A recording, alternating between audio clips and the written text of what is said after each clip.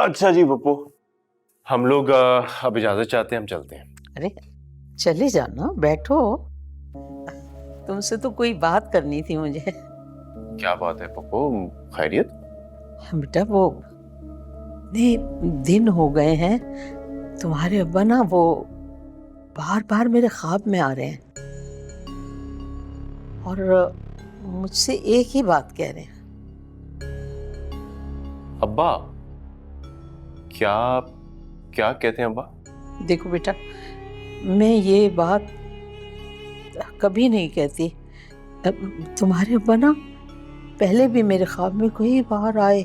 मैंने ना सदका खैरात दे के ना ख्वाब को टाल दिया, लेकिन तुम लोगों को नहीं बताया। अभी भी वो फिर मेरे ख्वाब में आ रहे हैं और एक ही बात कह रहे हैं, क्योंकि मैं मैं नहीं जानती थी बेटा कि मैं ये बात तुम लोगों से कैसे कहूँ। वो क्या हो गया आपको? बात क्या, आप हुक्म कर सकती हैं हमें। बेटा कहते तो सभी हैं, लेकिन मानता कौन है। इसीलिए मेरे दिल में अपनी इज्जत का डर था, तो मैंने ना सुरैया से कहलवा दिया कि वो तुम्हारे दिलों को टटोल लें। बात की तो थी मैंने आपसे नफीस भाई और गुल के रिश्ते के लिए, लेकिन आपने मेरी पूरी बात सुने बिना ही झट से मना कर दिया मुझे। अब देखो बेटा, हमने बुरा नहीं माना तुम्हारी बात का और ना ही कोई अफसोस किया।